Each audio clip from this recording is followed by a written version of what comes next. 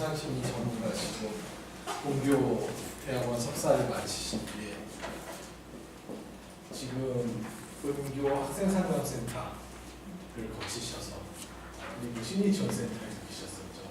네, 심리지원센터를 거쳐서 현재는 박사과정을 하고 계십니다. 네. 올해 졸업을 목표로 열심히 달리고 계십니다. 소개받은 이현주라고 하고요.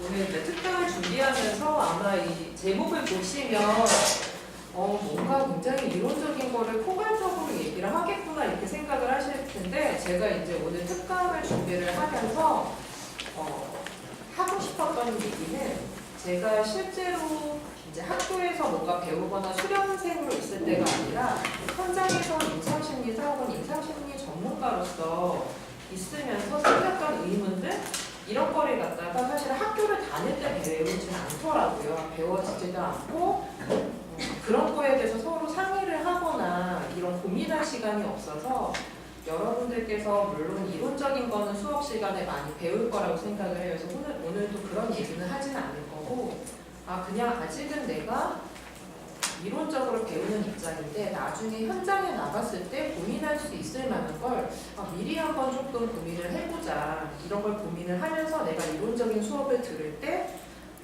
뭔가 질문할 거리나 공부할 거리가 조금 더 구체적이 되지 않을까라는 생각이 들어서 이제 준비를 했어요.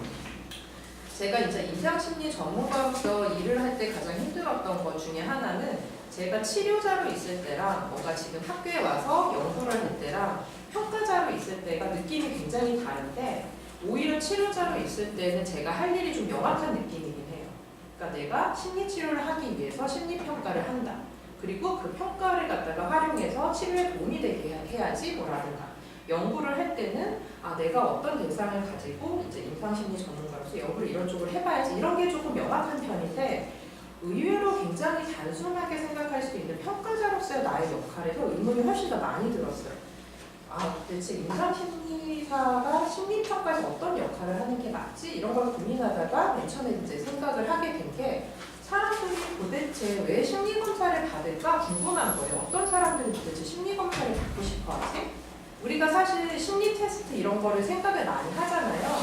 근데 실제로 우리가 심리학과는 다니고 있지만 내가 심리검사 한번 받아볼까? 이런 거를 막연하게가 아니라 구체적으로 고민해서 실제 어떤 장면에 가서 검사를 받기 쉽지 않을 것 같아요. 그래서 심리검사를 사람들이 왜 받으려고 할까? 보통은 이제 뭔가 힘든 일이 생기면 심리검사를 받으려고 하겠죠. 그럼 이제 막 구글링 같은 걸 하겠죠. 구글링을 실제로 해보면 내가 이제 심리검사라는 키워드를 넣고 찾으면 이런 게 나와요. 뭐 외부 심리검사 뭐 이런 게 나오고 상담센터도 나오고 학습연구소도 나오고 정신건강의학과도 나와요.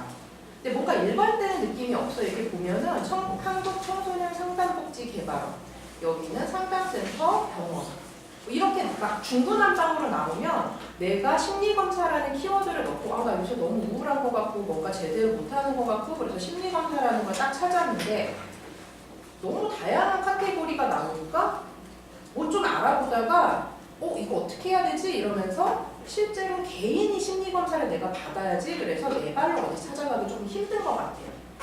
그래서 내가 생각을 해본 게 그러면 내가 그동안 병원에서 검사를 할 때 검사를 받으러 온 사람들은 사실은 개인의 니즈 때문에 검사를 받는 건 아닐 수도 있겠다. 그러니까 내가 심리검사를 받기 위해서 내 발로 병원에 가서 받는 건 아닐 가능성이 크겠다. 그럼 도대체 내가 지금 검사를 하는 사람들은 도대체 이 장면까지 어떻게 오게 됐을까 생각을 해보니까 그 전에 심리평가에 대해서도 얘기를 해야 되는데 심리검사 키워드 넣을 때랑 심리평가 키워드 넣을 때가 조금 다르죠. 검사는 도구에 가까운 거고 평가는 어떤 과정이 들어가기 때문에 나오는 키워드가 다른데 제가 이런 키워드를 넣고 찾는 걸 왜 보여드리냐면 심리검사를 할 때는 진짜 도구에 관한 거 그래서 그 도구를 활용할 수 있는 장면에 관한 게 나오는 반면에 심리평가를 찾을 때 조금 더 달라요. 맨 위에 있는 거는 임상심리 전문가 선생님들이 만드신 센터예요. 그리고 이제 병원이 나오고 그리고 뭐 이것저것이 나오는데 역시 이것 또한 뭔가 중구난방이고요. 근데 이제 영어로 넣잖아요. 영어로 넣으면 사이콜로지컬 어세스먼트를 넣으면 그게 뭔지에 대해서 위키피디아 같은 거에서 나오는 게 설명이 나오죠. 그리고 제가 이거를 왜 보여드리냐면 그 다음에 제일 상단에 있는, 첫 페이지 제일 상단에 있는 게 미국 APA에서 말을 하는 심리평가에 대한 게 나오는 거예요.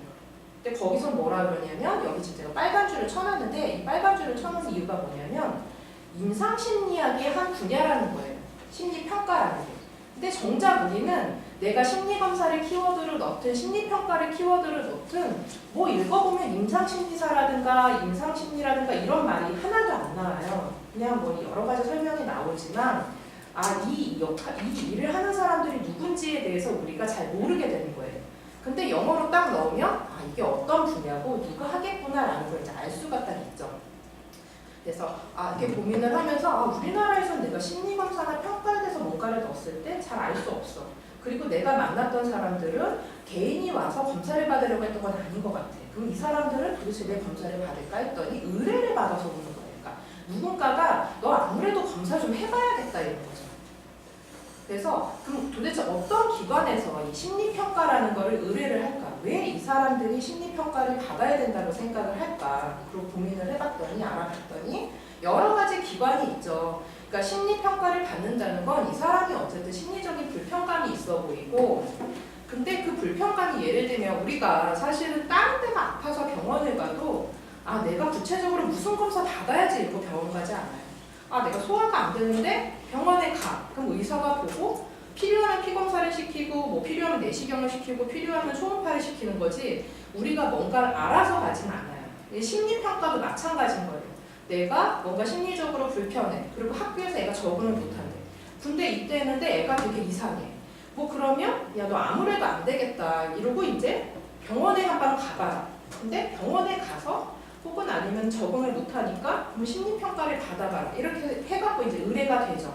그러면 여러분들이 생각할 때 이 심리검사라는 게 임상심리사하고 이 심리평가는 대체로 면대면에서 하는 게 많아요. 이제 설문지도 있기는 하지만. 근데 이 검사 도구를 가지고 하는 그 평가 과정의 일부분은요, 꼭 임상심리 전문가가 아니어도 여러분들도 테크닉을 조금 배우면 할 수가 있어요.